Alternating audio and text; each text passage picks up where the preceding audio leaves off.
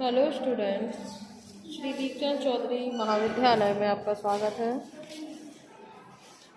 आज हम home management जो आपका सेकंड पेपर होता है उसमें जो आपका house decoration and elements of art जो आपका पोर्शन है उसमें आज हम कला के जो तत्व होते हैं या एलिमेंट्स होते हैं जो उनके बारे में हम जानेंगे। तो उससे पहले जानना ये ज़रूरी है कि कला होता क्या है। तो विचार और भावों का इस ढंग से अभिव्यक्तिकरण करना कि वह आनंद प्रदान करे, तो वो होता है हमारा आर्ट। ठीक है। और कलाकृति के तत्व जो कि समस्त या सभी दृश्य कलाओं के जो मौलिक आधार होते हैं, जिनमें सबसे पहले आता है आपका रेखा, आकार और बनावट। ठीक है। लेकिन गृह योजना व साज सज्जा में 3 और अतिरिक्त तत्वों का जो है समावेश किया गया है, जिसमें पैटर्न, लाइट और रिक्त स्थान या फिर नमूना, प्रकाश और रिक्त स्थान, ये तीनों भी इसमें जो है इंक्लूड हो जाते हैं, जो इन तीनों में इंक्लूड हो जाते हैं।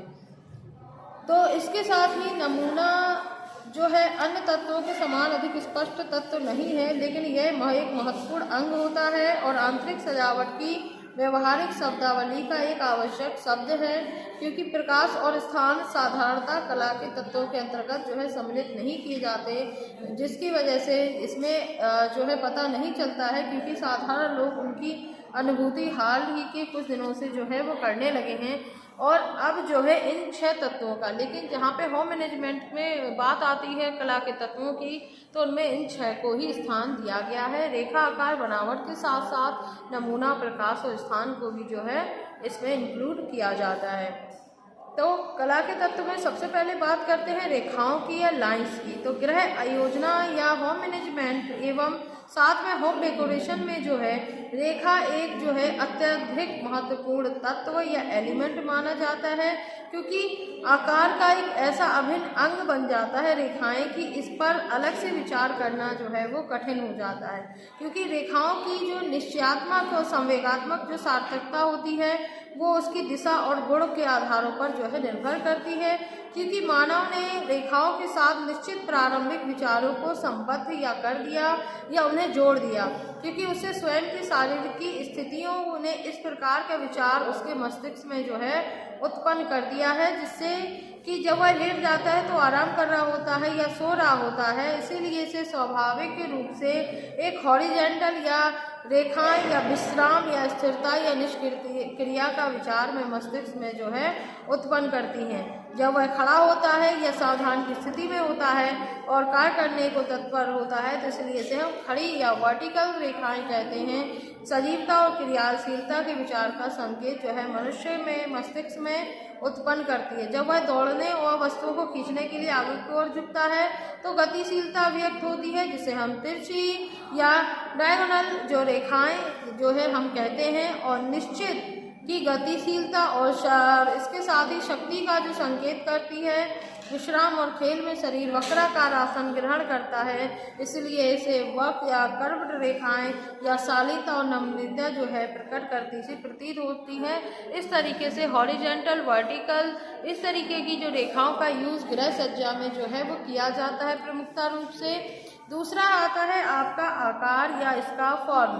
तो आकार शब्द का उपयोग जो है द्विविभक्तीय या 2 डायमेंशनल क्षेत्रों या आकृतियों या आयतन में जो है इसको प्रयुक्त किया जाता है, और मकान के आयोजन में आकार का सर्वाधिक महत्व है, क्योंकि इससे सुंदरता, आकार की सुंदरता के अभाव में जो है श्रेष्ठ रंग, बनावट और सजावट सब कुछ व्यर्थ हो जाता है, बेकार हो जाता है। और कई जीवन उपयोगी वस्तुओं का आकार इतना सुंदर हो सकता है कि वे ललित कलाओं के समान मानव को प्रोत्साहित कर सकती हैं। और अच्छे आकार की 2 आवश्यक विशेषताएं होती हैं कि सर्वप्रथम तो वस्तु का आकार जो है उसकी कार्यात्मक उपयोगिता के अनुकूल होना चाहिए, और दूसरा जिस पदार्थ से वह वस्तु बनी है उस पदार्थ से वह पूर्णतः प्रभावित जो है होनी चाहिए। और मकान की साज सज्जा करते समय आधार की अनुरूपता जो है वो ज़रूरी हो जाती है, क्योंकि एक प्रकार के आकार या आकृति की प्रबलता संपूर्ण प्रभाव को जो है एकजुट करती है, और जिस आकृति पर अधिक बल दिया जाता है उसी के अनुरूप अन्य सहायक वस्तुएं भी कम महत्वपूर्ण जो है नहीं मानी जाती हैं। इसके बाद जो है आती है बनावट या टेक्सचर। तो जो टेक्सचर होते हैं वो किसी भी वस्तु के धरातल को स्पर्शीय गुण जो है प्रदान करने के लिए प्रयुक्त होता है। यह पहले केवल वस्त्रों के लिए यूज होता था, लेकिन अब ये हर चीज़ के में जो है आपकी गृह सज्जा में भी जो है इसका यूज होने लगा है।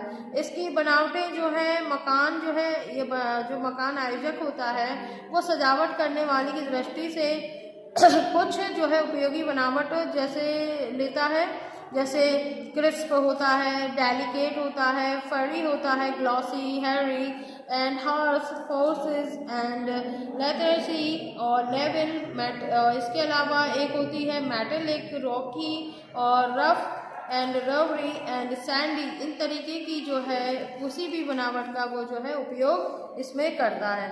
इसके बाद जो आता है आपका वो होता है नमूना, पैटर्न। तो नमूना शब्द या पैटर्न जो है वो किसी प्रकार के बाह्य धरातल की सजावट के लिए प्रयुक्त होता है और यह दोनों ही प्रकार की वस्तुओं के लिए यूज होता है, जो द्विविभक्तीय हो या त्रिविभक्तीय, इन दोनों में ही इसका यूज होता है। और इसके साथ साथ इसमें जो है नमूने शब्द का प्रयोग उत्तम इसलिए माना जाता है क्योंकि इसमें सजावटकर्ता, विक्रेता एवं जनता जो है नमूनेदार या आकृतिपूर्ण यानी पैटर्न या फिगर्ड विशेषज्ञों का अर्थ जो है सादा या विरोधी दोनों ही समझते हैं।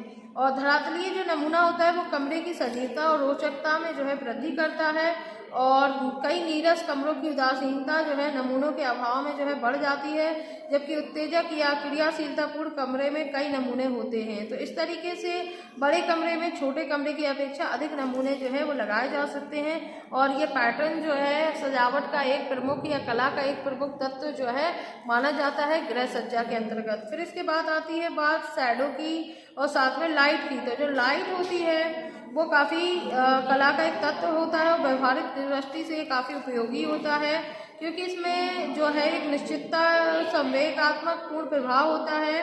और छाया भी जो है, अगर छाया की बात करते हैं शैडो की, तो आंतरिक सजावट की दृष्टि से यह भी एक महत्वपूर्ण कारक है और ये जो है छतों के नीचे जो है ऊंचे नीचे धरातल पर छाया उपयोग करने में यूज़ किया जाता है। इसके बाद जो है आपका आता है स्थान।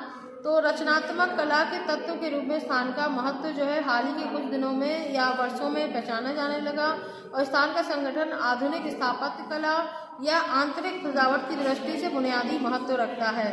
तो इस तरीके से ये आपके कला के तत्व हो जाते हैं: रेखा, आकार, बनावट, नमूना, प्रकाश, स्थान।